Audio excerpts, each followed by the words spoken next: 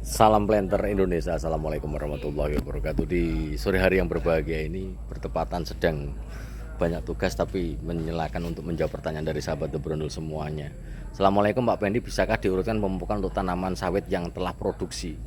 Bahwa sekali lagi bahwa kenapa sih kita malah perlu melakukan sebuah urutan ya, mengarrange urutan dari pemupukan ini semata-mata adalah bagaimana kita mengantisipasi kemungkinan adanya antagonistik pada pupuk pemupukan yang kita lakukan, dan juga memberikan sebuah efek yang paling positif terhadap pupuk yang kita berikan, karena biaya pupuk cukup tinggi. Jadi kalau ngomongin urutan pemupukan yang tepat di dalam tanaman yang sudah panen adalah yang kita mesti mulai adalah urutannya sebenarnya adalah O-drum, organik, dolomit, rock fosfat, urea, KCl, dan borat untuk lahan yang mineral.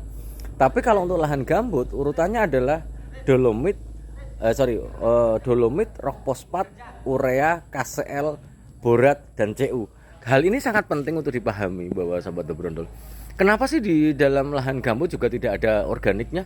Karena bahwa di gambut adalah tumpukan bahan organik. Jadi nggak perlu lagi bahan organik lagi untuk ditambahkan di lahan gambut. Sehingga banyak petani-petani yang masih menggunakan bahan organik, misalnya pupuk kandang, kemudian kayak janjangan kosong, kemudian solid, itu tidak tepat untuk diberikan di gambut. Hal ini mengingat bahwa pupuk organik itu pasti perlu dekomposisi untuk bisa diserap oleh tanaman kelapa sawit. Sementara faktor pembatas dekomposisi ataupun perombakan pupuk organik untuk bisa diserap salah satunya adalah air. Ketika dalam kondisi ada air, maka bahan organik adalah sangat susah sekali untuk terdekomposisi karena berjalan secara anaerob. Ini yang harus kita pahami. Jadi gambut tidak perlu bahan organik lagi karena memang tumpukan bahan organik. Kemudian yang selanjutnya adalah bicara tentang urutannya itu. Jadi ke dolomit dulu. Kenapa dolomit dulu?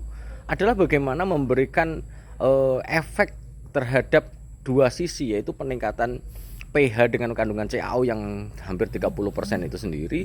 Kemudian yang kedua adalah memberikan unsur hara magnesium. Itu kenapa kita mendolomit. Kemudian setelah dolomit adalah rock fosfat. Rock fosfat adalah bagaimana memiliki fungsi untuk merangsang perakaran dengan sangat baik. Kemudian fosfat ini juga memberikan unsur merangsang perakaran, batang, dan sebagainya. Ini sangat penting pemberian pupuk fosfat itu sendiri.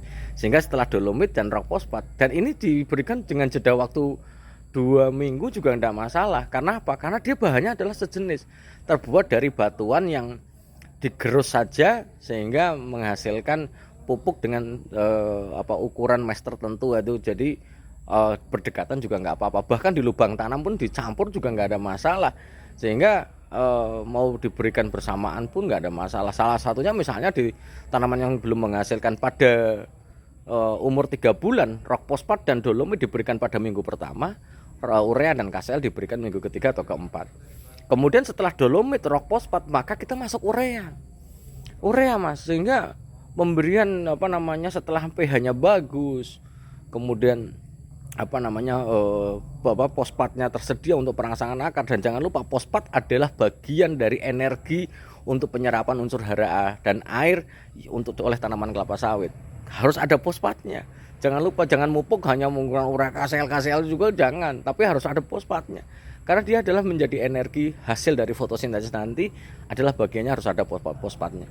Kemudian yang selanjutnya adalah urea. Lah urea ini buat apa? Untuk vegetatif dulu.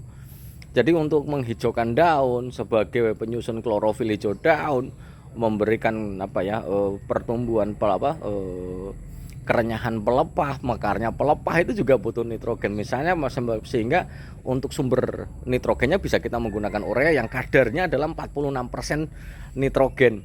Kemudian urutan yang selanjutnya adalah KCl, kalium klorida alias MOP. Kalium dan KCl dan MOP itu sama dengan kadar 60%, dan ini kita saatnya untuk memberikan nutrisi untuk berpengaruh terhadap generatif, yaitu pembungaan dan pembuahan buah kelapa sawit. Sehingga urutan inilah bagaimana Pak Pandi kalau urutannya dirubah-rubah. Ingat bagaimana kita kalau misalnya dolomit kalsium urea, jangan. Dolomit meningkatkan pH ketika pemberian 2 kilo, apalagi pemberian pada konsentrasi tinggi 2 kilo sampai 3 kilo pada daerah piringan, peningkatan pH akan naik. Peningkatan pH yang naik berdekatan dengan pH yang tinggi, diberikan urea, ya banyak ureanya akan berubah menjadi amoniak, sahabat The Brondol semuanya. Sehingga urutannya harus kita pahami untuk efisiensi. Kemudian magnesium dan kalium juga diberikan jeda yang cukup panjang, karena mengingat bahwa magnesium magnesium dan kalium ini bersifat antagonistik, di mana menurut hukum Liebig kalau misalnya konsentrasi magnesium terlalu tinggi akan menekan kalium yang jumlahnya terlalu sedikit. Begitu juga dengan sebaliknya, kalium akan menekan magnesium jika kondisi kaliumnya tinggi, magnesiumnya adalah terlalu rendah, sehingga diberikan urutan seperti itu. Kemudian urutannya selanjutnya adalah setelah dolomit, rock fosfat, urea, KCl, maka pemberian selanjutnya adalah unsur hara mikro. Lah, unsur hara mikro untuk di mineral adalah membutuhkan boron saja, boron tok, Mas. Kemudian kalau di gambut kita juga perlu memberikan Cu khususnya. Lah pertanyaannya Pak Pendi, tapi kalau di gambut kan sering kekurangan Zn, kekurangan Fe. Selama ini jarang sekali diberikan, Mas. Kecuali memang ada gejala-gejala kekurangan unsur hara mikro, Zn dan Fe, ya baru kita berikan. Tapi kalau tidak ya jarang. Ngapain kita berikan, wong baik-baik saja lah. Di sahabat The Brondol, di urutan ini lebih bagus adalah dijadwalkan, dimana bahwa pemberian secara umum adalah diberikan menggunakan sistem rotasi 2 kali setahun atau per semester. Berarti dolomit, rock fosfat, urea, KCl semester 1 juga diberikan, dolomit, rock fosfat, urea, KCl untuk semester juga diberikan. Jadi masing-masing pupuk 2 kali. Namun ada beberapa yang ketika sudah panen, apalagi tanaman tinggi, dolomit dan rock fosfat hanya diberikan sekali saja juga nggak apa-apa. Tapi urea sama KCl adalah tetap diberikan adalah 2 kali, sahabat The Brondol. Kalau bicara tentang dosis ya tergantung umurnya berapa. Umurnya berapa lah. Yang menjadi catatan adalah ketika kita memupuk nitrogen dan kalium, maka harus paham dulu bahwa kedua unsur hara ini harus berimbang. Sebagai contoh, berimbang adalah ketika urea misalnya diberikan 3 kilo, maka KCl-nya ya 3,25 atau 3,5 kilo atau 2,75. Jangan terlalu jauh, karena bahwa nitrogen sama urea kalau terlalu jauh juga akan menyebabkan white strip yang akan berpengaruh terhadap produktivitas tanaman kelapa sawit, karena daunnya akan belang-belang ini. Seperti itu, sahabat The Brondol. Ini yang yang harus saya sampaikan bicara tentang urutan pupuk supaya menjadi hal yang terbaik untuk produksi tanaman kelapa sawit.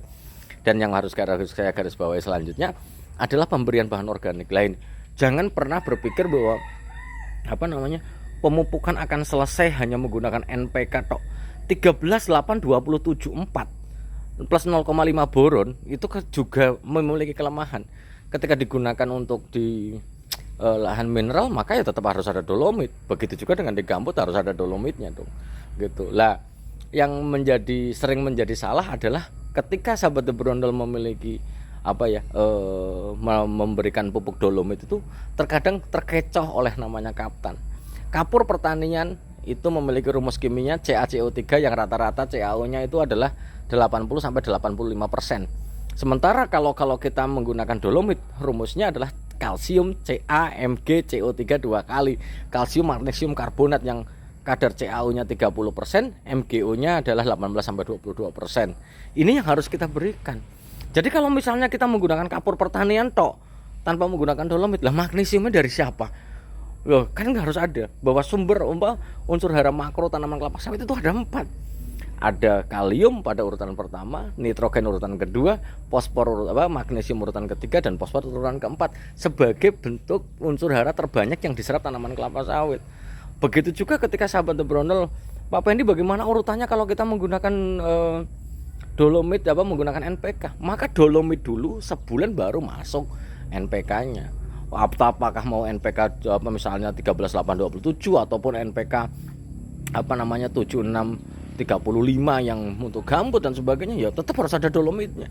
Karena magnesium ini penting. Karena magnesium ini yang sering terlupakan ketika kita menggunakan NPK, ya udah biar aja lah. Padahal magnesium itu adalah bagian yang terpenting, karena bagian dari klorofil daun itu adalah magnesium itu sendiri. Ketika magnesiumnya tidak terpenuhi, ya belang-belang daunnya seperti itu. Itu yang harus saya sampaikan, dan jangan terkecoh oleh pupuk-pupuk yang mengatasnamakan lengkap bin ajaib yang satu saset selesai. Jangan, tidak ada tanaman kelapa sawit seperti itu hanya membutuhkan satu saset saja. Terima kasih, semoga bermanfaat bagi sahabat The Brondol semuanya, dan salam planter Indonesia. Assalamualaikum warahmatullahi wabarakatuh.